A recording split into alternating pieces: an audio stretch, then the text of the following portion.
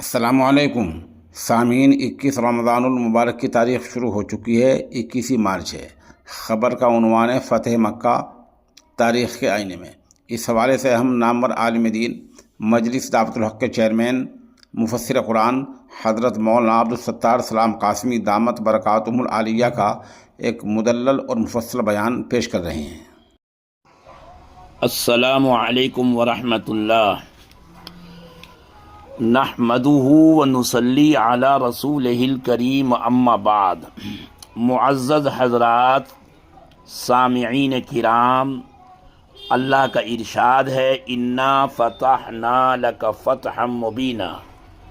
اے میرے حبیب، سید الاولین و سید الآخرین، ختم المرسلین، ہم نے آپ کو فتح مبین سے سرفراز فرمایا۔ یہ آیت اگرچہ صلح حدیبیہ کے موقع پر نازل ہوئی ہے، سن 6 ہجری ہے، ذیقعد کا مہینہ ہے اور عیسوی 628 ہے۔ 1400 یا 1500 صحابہ کرام کی جماعت ہے اور آپ کا ارادہ صرف عمرے کا ہے، لیکن اہل مکہ نے بزور آپ کو وہاں جانے سے روک دیا۔ کئی راؤنڈ میں ڈیبیٹ ہوئی کہ ہمارا ارادہ کوئی لڑائی کا نہیں ہے، صرف عمرے کے لیے جانا چاہتے ہیں، طواف کرنا چاہتے ہیں، یہ جانور ہیں قربانی کے، ہدی کے۔ لیکن انہوں نے بالکل توجہ نہیں دی اور کسی بات کو مان کر نہیں دیا۔ آخر کار کئی راؤنڈ میں لوگ آئے اور گئے اور بالآخر ایک پیکٹ 10 سال نا جنگ معاہدے پر اتفاق ہوا، اور وہ ایسی قرارداد تھی اور ایسی صلح تھی کہ جس کو تمام صحابہ اپنی کمزوری محسوس کر رہے تھے کہ اس طرح دب کر، اس طرح کمزوری کے ساتھ اس صلح کا کیا فائدہ ہے۔ لیکن اللہ کے رسول نے اس صلح کو اپنی فتح مبین سمجھا۔ صرف ایک رسول اللہ کی ذات تھی یا ابو بکر صدیق کی ذات تھی جنہوں نے اس صلح حدیبیہ کو فتح مبین سمجھا۔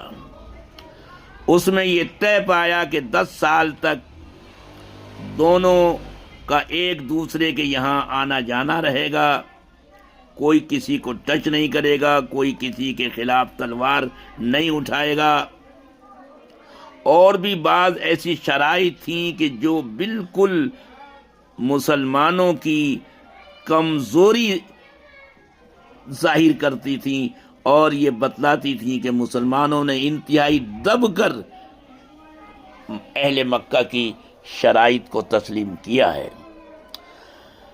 لیکن اللہ کا رسول ان کو صلح، ان کو فتح مبین فرما رہا تھا۔ ابھی 2 سال ہوئے تھے کہ مکے کے ساتھ جو قبیلہ شریک تھا اس نے رسول اللہ صلی اللہ علیہ وسلم کے ساتھ، جو لوگ آپ کے کیمپ میں شامل تھے، قبیلہ خزاعہ، ان کے ساتھ غداری کی اور ان کے لوگوں کو، کئی لوگوں کو ختم کر دیا، مار ڈالا۔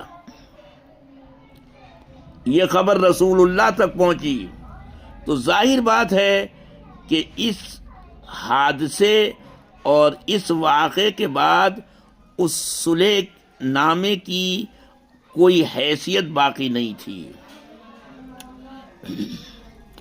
رسول اللہ نے مکہ چلنے کی تیاری کی۔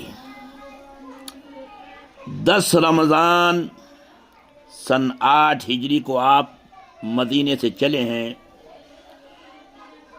اور 20 رمضان سن 8 ہجری 10 جنوری 630 عیسوی کو آپ نے مکے میں آپ پہنچے ہیں، لیکن یہ سفر اتنی رازداری کے ساتھ ہوا، اس مکے پر چلنے کی تیاری آپ نے اتنی رازداری اور خاموشی کے ساتھ کی کہ کان و کان جو آپ کے انتہائی عزیز ترین افراد تھے، حضرت ابوبکر صدیق یا حضرت عائشہ، ان کو بھی بھنک نہیں لگنے دی کہ آخر جانا ہے تو کہاں جانا ہے، بلکہ آپ نے جنگی حکمت عملی کو اختیار فرماتے ہوئے مکہ کے سفر سے پہلے حضرت ابو قتادہ رضی اللہ تعالی عنہ کی سرکردگی میں 8 افراد کی ایک نفری آپ نے تشکیل دی اور اس کو ایک بالکل مخالف سمت میں، بالکل دوسری جگہ آپ نے بھیجا، ایسے مقام پر جہاں کئی علاقوں کے راستے ہیں۔ مقصد یہ تھا کہ وہاں یہ لوگ پہنچیں تو لوگوں تک ظاہر ہے خبر پہنچے گی کہ رسول اللہ نے یہاں ایک نفری بھیجی ہے اور آپ کا ارادہ کہیں سفر کا ہے، لوگ اس طرف متوجہ ہوں، ان کے ذہن میں بھی نہ آئے کہ آپ کا ارادہ مکے کے سفر کا ہے۔ آپ نے 10,000 انتہائی لڑائی اور جنگ کے تجربے کار افراد کو لے کر، جن میں سے بعض ایسے بھی تھے کہ ایک فرد 1,000 افراد کی برابر سمجھا جاتا تھا، محمد ابن مسلمہ جیسے، 10,000 ان افراد کو لے کر، 10,000 ان سواروں کو لے کر آپ نے مکے کی طرف سفر کیا، انتہائی خاموشی اور انتہائی رازداری کے ساتھ، اور آپ بالکل مکے کے قریب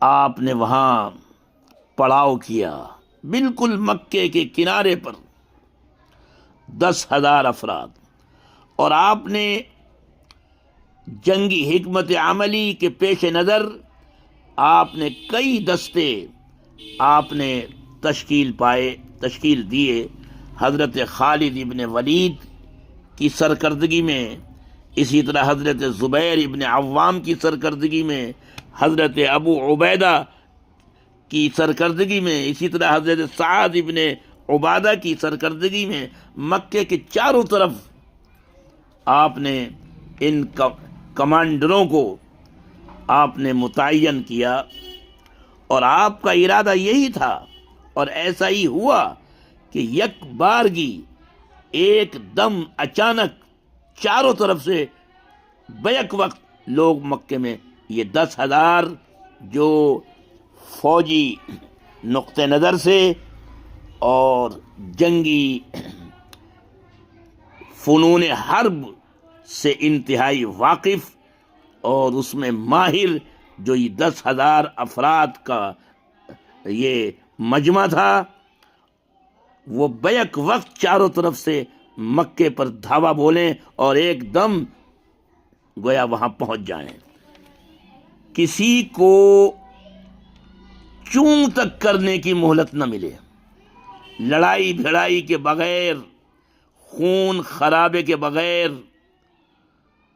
مکے پر قبضہ ہو جائے، مکے کو اپنی تحویل میں لے لیا جائے۔ مکہ داخل ہونے سے پہلے رات میں یہ 10,000 جو یہ افراد تھے فنون حرب کے ماہر، آپ نے فرمایا کہ ان کے تمام جو خیمے ہیں ان میں روشنی کی جائے، 10,000 خیموں کی روشنی جب ہوئی ہے، مکے کے لوگ اس روشنی کو دیکھ کر حیران کہ یہ اتنی روشنی یہ کہاں ہو رہی ہے۔ ابو سفیان اور فلاں حکیم ابن حزام وغیرہ وغیرہ حیران کہ آخر یہ منظر کیسا ہے، یہ روشنیاں کیسی ہیں، اس قدر روشنیاں۔ حضرت عباس جو مکے میں داخلے سے پہلے رسول اللہ کو مل گئے تھے اور اب ساتھ تھے، وہ ہجرت کر کے جا رہے تھے کہ راستے میں مل گئے تھے اور آپ نے ان کو ساتھ لے لیا تھا۔ حضرت عباس نے ابو سفیان کو بتایا جو ٹو میں تھا، ٹو میں، کہ روشنی کیسی ہے، اور وہ باتیں کرتے چلے آ رہے تھے حکیم ابن حزام اور یہ ابو سفیان۔ حضرت عباس نے کہا یہ روشنی تجھے خبر ہونی چاہیے، رسول اللہ یہاں آ چکے ہیں، تمہارے سروں پر رسول اللہ آ چکے ہیں اور صبح کو وہ پہنچنے والے ہیں۔ حیران یہ کیا ہو گیا، اچانک کانوں کان ہمیں خبر نہیں ہوئی، پتہ نہیں چلا۔ رسول اکرم صلی اللہ علیہ وسلم نے اس طرح ترتیب دیا تھا اس سفر کو، اور خدا سے دعا بھی کی تھی کہ اللہم خذ علی اسماعہم و ابصارہم فلا یرون الا بغتۃ ولا يسمعوا بنا الا فجأة۔ خدایا ان کے کانوں کو اور ان کی آنکھوں کو بالکل بینڈ لگا دے اس پر، نہ وہ کانوں سے ہمارے آنے کی خبر سن سکیں اور نہ ہم کو وہ دیکھ سکیں۔ فلا یرون الا بغتۃ، اچانک ہم کو وہاں دیکھیں اور ہماری خبر ان کو ایک یک بارگی ملے۔ ایک طرف پوری تدبیر اور خدا سے دعا، دونوں چیزیں مومن کا ہتھیار ہیں، خدا سے دعا اور پوری دعا اور دوا، تدبیر اور تقدیر، خدا سے دعا بھی آپ نے کی اور اس طرح پورا سسٹم بنایا کہ کانوں کان کسی کو آپ کے پہنچنے کی خبر تک نہ ہو سکی۔ بہرحال یکایک جو مکے کے اوپر پہنچے ہیں، کوئی مچھر نہیں مرا، صرف وہ 12 لوگ ضرور مارے گئے جو حضرت خالد بن ولید سے بھڑ گئے تھے۔ خالد بن ولید رضی اللہ تعالی عنہ سے جو مقابلے میں آ گئے اور ہتھیار انہوں نے اٹھائے اور حضرت خالد بن ولید نے ان کا مقابلہ کیا، تو اس میں ضرور 12 لوگ مکے کے مارے گئے اور اس میں 2 صحابی بھی شہید ہوئے۔ اس طرح بغیر کسی بڑے خون خرابے کے مکہ فتح ہو گیا۔ آپ مکے میں داخل ہوئے، اللہ اکبر، آپ اپنی اونٹنی پر سوار ہیں اور آپ کے پیچھے آپ کا نواسا علی بیٹھا ہوا ہے۔ علی، آپ تو صرف داماد رسول ہی کو جانتے ہیں اور نواسے صرف آپ حسن اور حسین کو جانتے ہیں، ورنہ امت کا اکثر حصہ یہ نہیں جانتا کہ رسول اللہ کی ایک بیٹی نہیں 4 بیٹیاں تھیں، اور بڑی بیٹی کا نام زینب ہے اور بڑے داماد کا نام ابو العاص ابن ربی ہے، جنہوں نے کفر کی حالت میں بھی آپ کی بیٹی کے ساتھ شرافت کا معاملہ کیا۔ کفر کی حالت پر رہتے ہوئے ابو العاص ابن ربی نے لوگوں کے 1000 اصرار پر کہ طلاق دے دے محمد کی بیٹی کو، لیکن ابو العاص ابن ربی نے یہ کام نہیں کیا۔ ابو العاص وہ بھانجا ہے حضرت خدیجہ کا، حضرت خدیجہ جو رسول اللہ کی پہلی زوجہ محترمہ اور ام المومنین ہے، ان کی بہن حالہ بچپن میں یہ نکاح ہو گئے تھے دونوں بہنوں کے درمیان۔ جب یہ پیدا ہوئی زینب اور ان کے یہاں وہ ابو العاص ابن ربی، تو یہ بچپن میں نکاح طے پا گیا تھا دونوں بہنوں کے درمیان، جس کو رسول اللہ نے برقرار رکھا، اور کفر کی حالت میں ہوتے ہوئے بھی اس شخص نے، ابو العاص ابن ربی نے، انتہائی شرافت کا ثبوت دیا، جبکہ عتبہ اور شیبہ نے تو انتہائی، عتبہ اور عتیبہ نے تو انتہائی کمینگی کا معاملہ کیا۔ جو قریبی عزیز تھا، ان دونوں نے تو نہایت کمینگی اور ضلالت کا اور رسول اللہ کے ساتھ انتہائی اہانت کا معاملہ کیا، لیکن اس ابو العاص ابن ربی نے انتہائی شرافت کا معاملہ کیا۔ بہرحال یہ ان کے بیٹے ہیں، علی نواسہ رسول ہے، بڑا نواسہ۔ تو بڑے بڑے جتنے مؤرخین ہیں،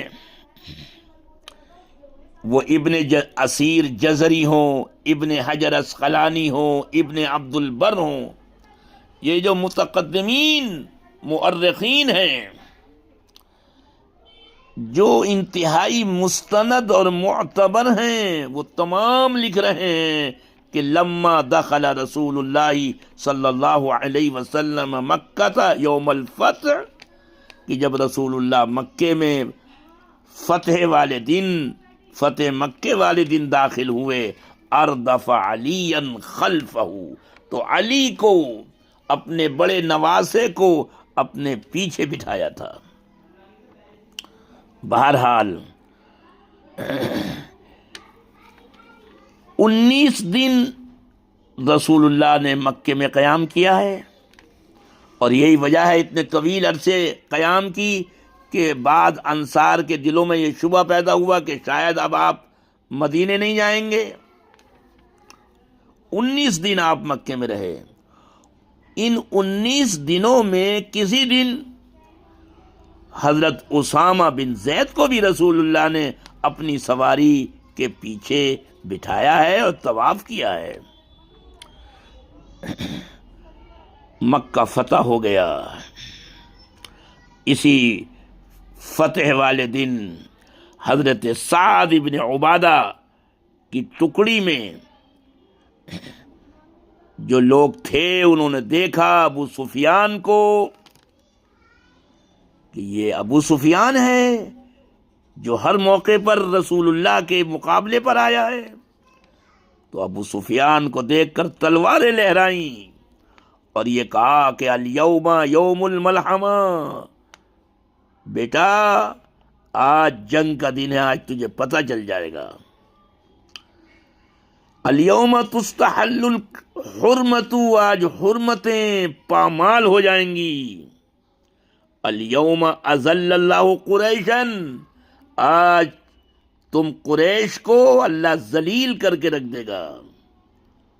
یہ خبر رسول اللہ تک پہنچی تو آپ نے ان کو ڈسمس کیا، جھنڈا ان کے ہاتھ سے لیا، ان کے بیٹے کو دے دیا، اور یہ فرمایا کہ نہیں، بل الیوم یوم تعظم فی الکعبہ، ارے نہیں، آج تو کعبے کی عظمت، کعبے کی تعظیم ہوگی آج۔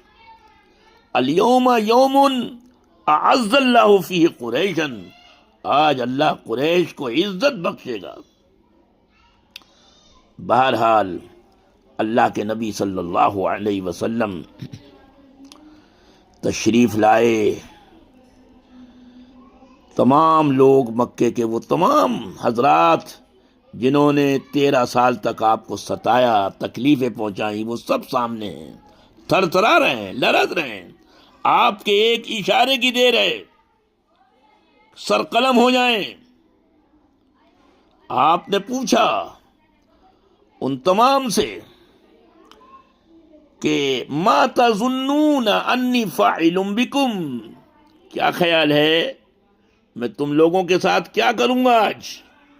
ما تظنون انی فاعل بکم، کیا کروں گا آج میں تمہارے ساتھ؟ فقالوا خیرا، ان سب کی زبان پر ایک ہی لفظ آیا، اچھا ہی کریں گے آپ۔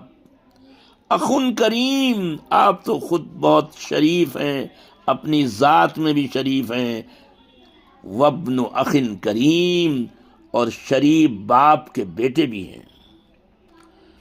آپ نے فرمایا سنو، لا تثریب علیکم اليوم، آج کوئی تمہیں معذرت خواہی کرنے کی ضرورت نہیں، بس اللہ تم کو معاف کرے، یغفر اللہ لکم، اللہ تم کو معاف کرے، اذهبوا فانتم الطلقاء، جاؤ تم سب آزاد ہو۔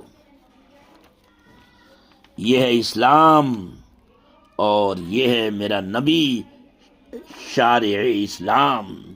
دنیا کہتی ہے کہ اسلام آتنکواد سکھاتا ہے، یہ رسول اللہ صلی اللہ علیہ وسلم کا اسوہ حسنہ ہے کہ وہ دن جب کہ آپ کے ہاتھ میں فل طاقت ہے، پاور ہے آپ کے ہاتھ میں، اور ایک اشارے پر لوگوں کی ان تمام دشمنوں کی جنہوں نے بدترین دشمنی کی، جنہوں نے آپ کے ساتھ ذلت و رسوائی اور اہانت توہین کا کوئی موقع نہیں جانے دیا، وہ سب سامنے بیٹھے ہیں، اور حضرت عمر اور دوسرے لوگ بےتاب ہیں کہ آپ کے ایک اشارے پر ان کی گردنیں ناپ دیں، ان کی گردنیں اڑا دیں، ان کے دھڑ سے گردنیں اڑا دیں، لیکن میرا رسول، میرا نبی رحمت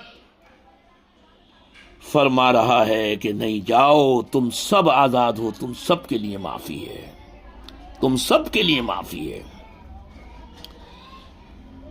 اسی موقع پر ایک منظر یہ بھی سامنے آیا کہ آپ طواف کر رہے ہیں، جبرائیل آتے ہیں، آپ کو خبر دیتے ہیں کہ محمد دیکھو وہ سامنے فضالہ کھڑا ہوا ہے، ایک ستون سے چھپا ہوا وہ فضالہ کھڑا ہوا ہے، تمہاری گھات میں ہے، تمہاری طاق میں ہے، موقع چانس اس کو ملے تو وہ آپ پر یک بارگی حملہ کر بیٹھے، وہ اس طاق میں ہے، اس گھات میں ہے۔ اور اس کا اپنا اسٹیٹمنٹ تھا، بیان تھا کہ انی لمقتول، میں تو آج ختم ہوں گا ہی، میرا تو قتل ہوگا ہی ہوگا، لیکن آج میں قصہ نپٹا دیتا ہوں۔ آپ نے دیکھا کہ ستون سے چھپا ہوا کھڑا ہے، تلوار اس کے ہاتھ میں ہے، دنیا کا ہر قانون، دنیا کا ہر نظام، ہر مذہب کا ایسے مجرم کے لیے معافی کا حق نہیں دیتا، لیکن یہ اسلام ہے، یہ شارع اسلام ہے، یہ محمد الرسول اللہ ہیں کہ آپ نے پوچھا، قریب آئے، افضالہ کون؟ فضالہ ہے؟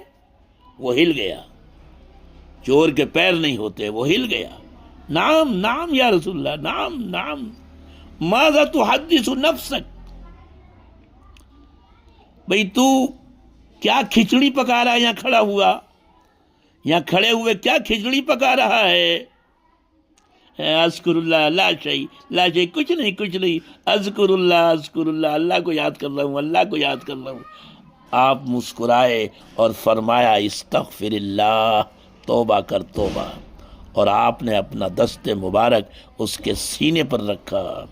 اس کا بیان ہے کہ اب تک ایک لمحہ پہلے تک یہ شخص میری نگاہوں میں سب سے زیادہ مبغوض تھا، سب سے زیادہ مجھے بغض اور نفرت اس شخص سے تھی، لیکن سینے پر ہاتھ رکھنا تھا، اور وہ محبت کے دو بول جو آپ نے فرمائے، ان کا کہنا تھا کہ اب دنیا کا سب سے پیارا اور محبوب شخص نظر آنے لگا محمد الرسول اللہ۔ فتح مکہ در حقیقت اس کے نتائج دور رس ثابت ہوئے۔ پورا مکہ اور مکے کی وجہ سے تمام اطراف و اکناف کے لوگ جوق در جوق اسلام میں داخل ہوئے۔ ابو سفیان ابن حرب جیسا شخص ہند جس کو ہم اردو میں ہندا بولتے ہیں، در حقیقت یہ ہند ہے، لیکن اشتباہ سے بچنے کے لیے، کنفیوژن سے بچنے کے لیے ہندا بولتے ہیں۔